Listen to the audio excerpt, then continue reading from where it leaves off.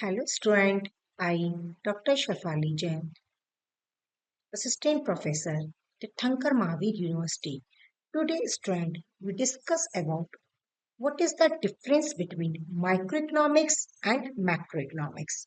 Microeconomics is the study of decision made by people and businessmen regarding the allocation of resources and price at which they trade goods and services. It considers taxation, regulations, and government legislation. Microeconomics focuses on supply and demand and other forces that determine price level in the economy. It takes a bottom-up approach to analyzing the economy. In the other word, microeconomics tries to understand human choices, decision, and the allocation of resources. As we also have studied in the before lecture that the subject matter of the economics is divided into two main branches. They are microeconomics and macroeconomics. The term micro and macro were first used in economics by economist Ragnar Frisch in 1933. These terms were derived from Greek word micros and macros, representatively, which refers to the small individual unit, and macros means large. As we are studying about the microeconomics, I stand for the individual. Mainly, microeconomics theory is a traditional concept. The foundation of the microeconomics was Wealth of Nation, which was published by Adam Smith in 1776. All the economics theories of classical economics were mainly microeconomics in nature. I have also make you understand that microeconomics is related to the small and individual. Now, having said that, microeconomics doesn't try to answer or explain what forces should take place in a market. Rather, it tries to explain what happens when there are changes in certain conditions. For example, microeconomics examines how an economy could maximize its production and capacity so that it could lower prices and better compete. A lot of microeconomics information can be gleaned from company financial statement.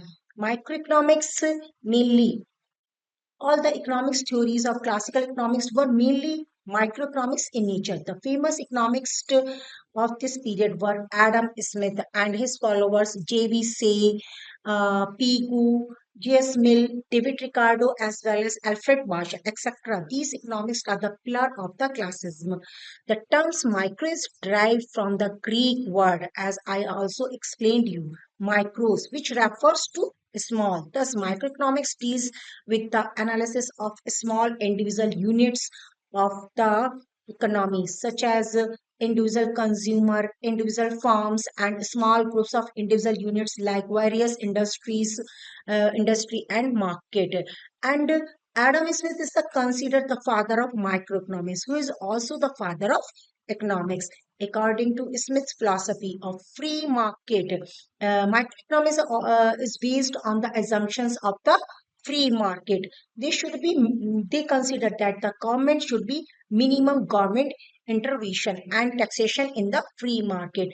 Adam Smith considered that an individual hand, which is the tendency of free market to regulate themselves by means of competition, supply and demand, and self-interest, was popular at that time. Now, we also explain what's the characteristics of microeconomics. I have also explained you microeconomics is concerned with the small parts of the economy. It studies individual firms and consumer. It studies the economy in a disaggregate manners. It means individual units, a family, a house, and also. Microeconomics assume the existence of full employment in the total economy. Microeconomics consider that the full employment always found in our economy. Its objectives are to analyze the process by which scarce resources are allocated among alternatives uses. Microeconomics analyzes economic phenomena. Therefore, microeconomics is a method of partial equilibrium analysis. Its important variables are individual prices, demand, supply, income, etc. It is an application in the capitalist economy where price mechanisms play an important role. And microeconomics is also considered, the other name is price theory. Now, microeconomics involves several key principles, including but not limited to demand, supply, and equilibrium. Prices are determined by the law of supply and demand. In a perfectly competition market, suppliers offer the same price demanded by consumers. This creates economic equilibrium. As we also studies that in the market, supply and demand is one of the most critical concept at the microeconomics level. This is the comparison of the level of the consumer demand for particular goods to available supply in the marketplace. In a highly competitive industry in which consumer possess many choices, supply might exceed demand over time. This can be cause some business to fail. Your opportunity to succeed in the meeting demand may be higher if you offer and promote a quality product and give the innovation in the product with desired and the desired benefits and business pricing strategies correlate strongly with microeconomics factors. The ideal or equilibrium price point exists at the point at which quantity supplied in the market exactly equal demand. The higher your price is, the lower size of the population you will buy. And if you offer lower prices, then the market demand will be high. Now, prediction theory. Um, this principle is the study of how goods and services are created or manufactured. Microeconomics also study the prediction theory, in which the producer how exploring how firms convert inputs, how a firm use inputs and get maximum output. Inputs just labor, capital, raw materials, and into output goods and services.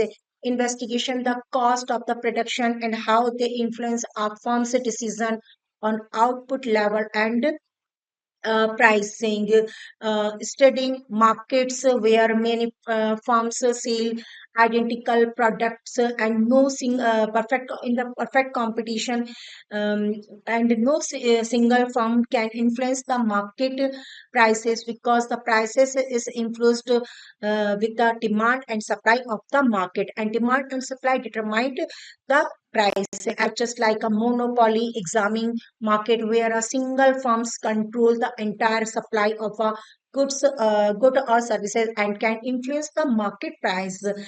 Just like the oligopoly, analyzing markets where a few large firms dominate the how they interact strategically, and monopolistic competition looking at the markets where many firms sell similar but not identical products, allowing for some degrees of market power as they are that's the soap, and the product is seen in the brand name as soap, Lifebuoy, Rexona, Moti, and etc.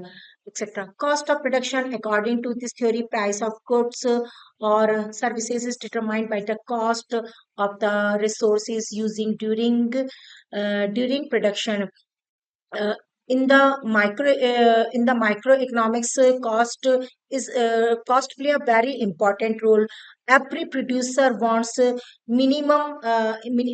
producer wants to investigation the cost of production and how they influence a firm's decision on output level and pricing, marginal cost, average cost, total cost. In the microeconomics, we also study all these types of cost, implicit cost, opportunity cost, labor economics. In the microeconomics, this principle look at workers, employers, and tries to understand patterns of wages, employment, and income. Understanding how wages are determined and the dynamic between employers and employees, and analyzing how capital is allocated and role of interest rate.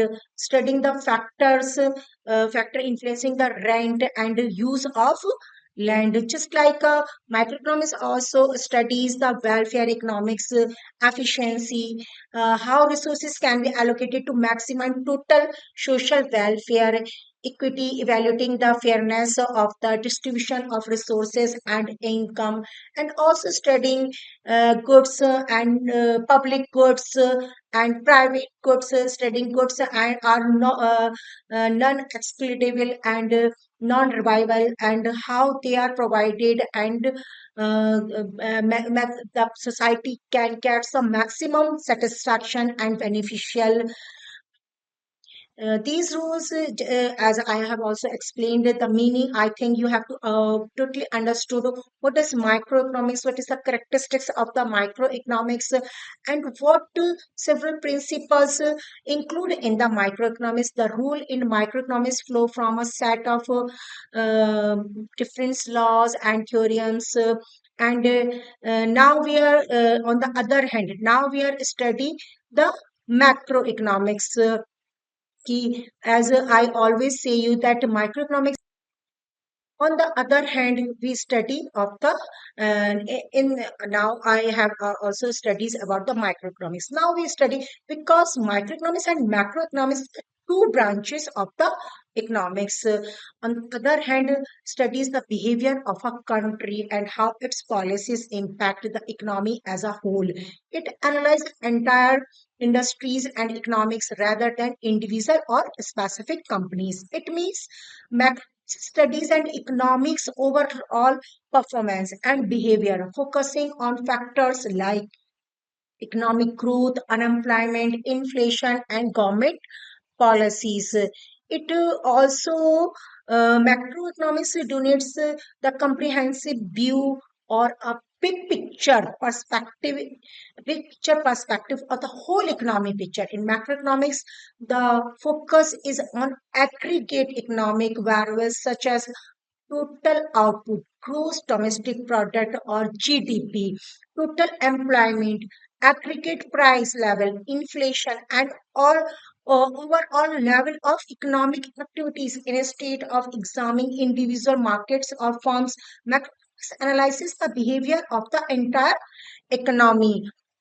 Macroeconomics, as I have also written in this SLM, macroeconomics examine economy-wide phenomena such as gross domestic product (GDP) and how it is affected by the changes in unemployment, nation, income, rates of growth, and price level. Macroeconomics analyze how an increase or decrease in the net exports impact our nation's capital account, and how gross domestic product GDP is impacted by the unemployment rate. It means macroeconomics is closely associated with the policy formulation and management. It aims to provide policy makers with insight into the functioning of the economy and the potential impact of the policy measures. Macroeconomics studies the effectiveness of fiscal policy, government spending, and taxation and expenditures and monetary policy, central banks action. As you all know that fiscal policy is made by the government, and monetary policy is made by the central bank, and central bank make the monetary policy to control the inflation and deflation in the economy in achieving economic objectives such as full employment, price stability, sustainable economic growth. Macroeconomics examine various macroeconomics focus on aggregate econometric correlations, which is why government and their agencies rely on macroeconomics to formulate economic and fiscal policy. As I have also studies that macroeconomics examine various aggregate economic variables to understand the overall performance of the economy as GDP, unemployment rate. GDP means the total market value of the all final goods and services produced within a country border in a specific time. And unemployment is also studies in the macroeconomics, the percentage of the labor force that is unemployed and actively seeking employed employment.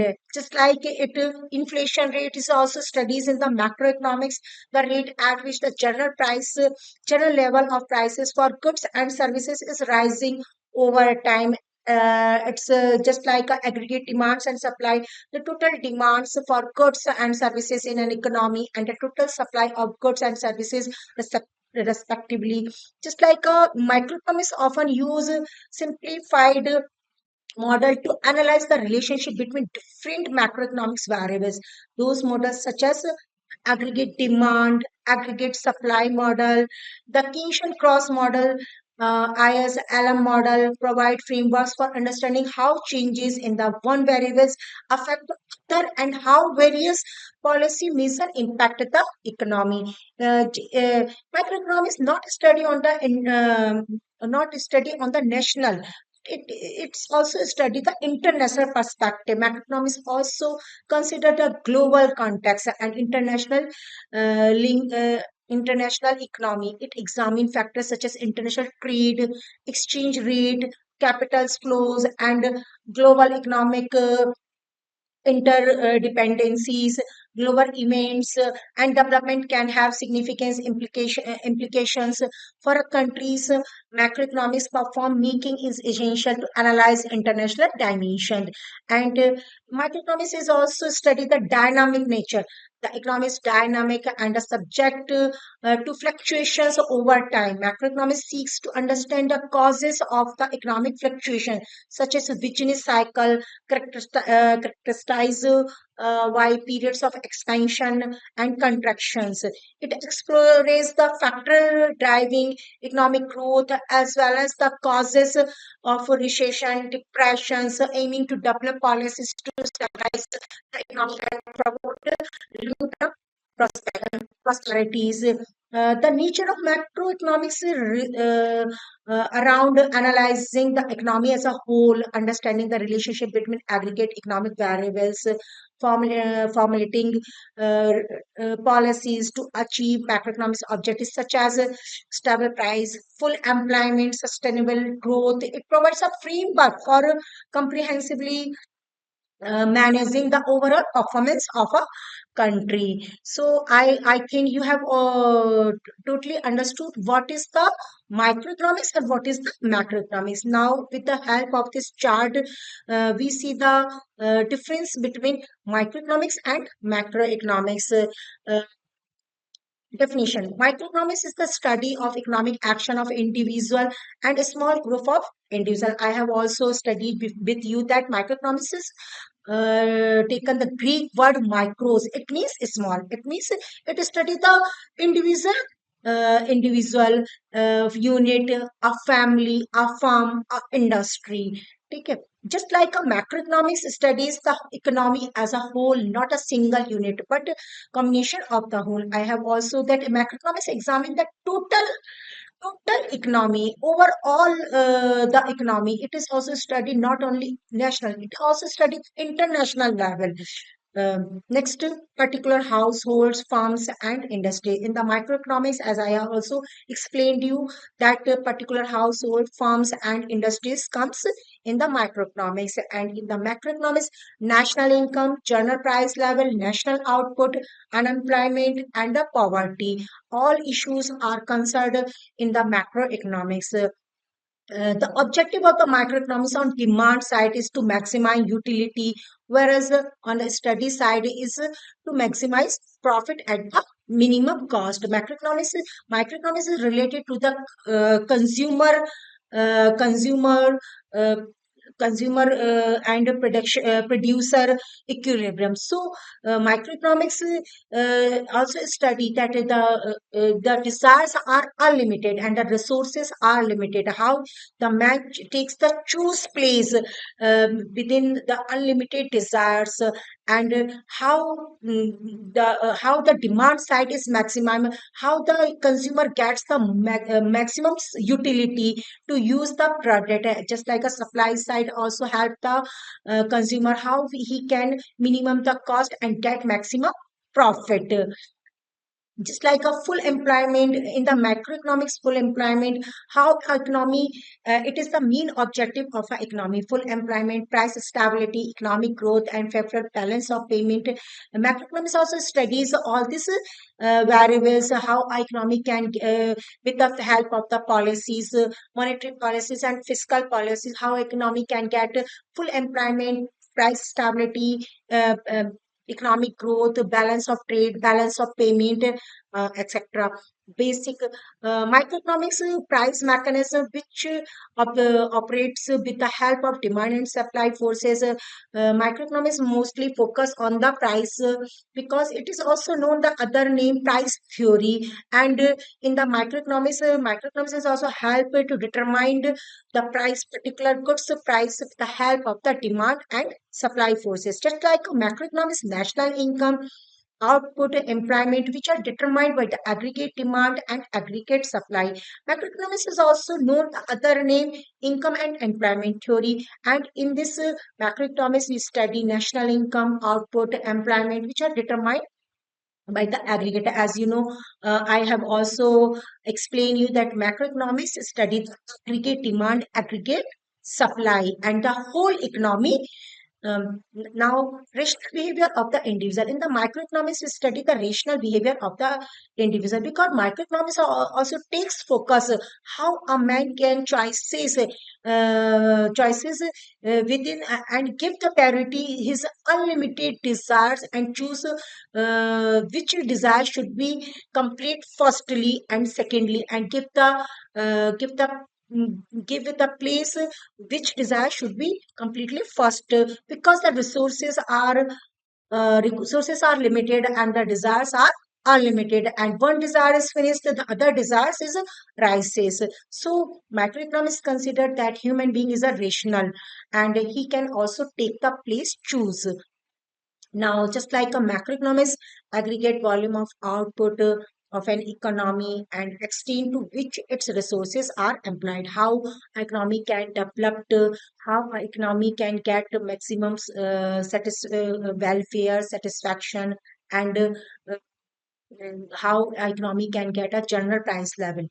Limitation, existence of full employment. Microeconomics considered that the full employment always found in an economy, and the invisible hands works in an economy, but it is a not a real assumptions.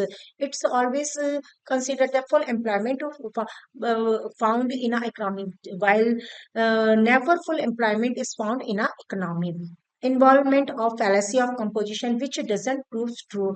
Macroeconomics consider that many things which is follows one person. It's not true that it's a follow to the whole economy. Suppose a person give the preference to the saving, and saving is a good for a per person. If whole economy give the and the whole economy start to saving, the depression will become in economy. I think, student, in this video, I also explained what is microeconomics, what's the characteristics of the microeconomics, what is macroeconomics, what is the characteristics of macroeconomics, the scope of microeconomics, what's key principles comes in the microeconomics, and what's key principle comes in the macroeconomic. What is the difference between micro and micro? I think you have to understand well what is microeconomics and macroeconomics. Thank you student, and आपसे अब next video में मिलते हैं. Bye bye.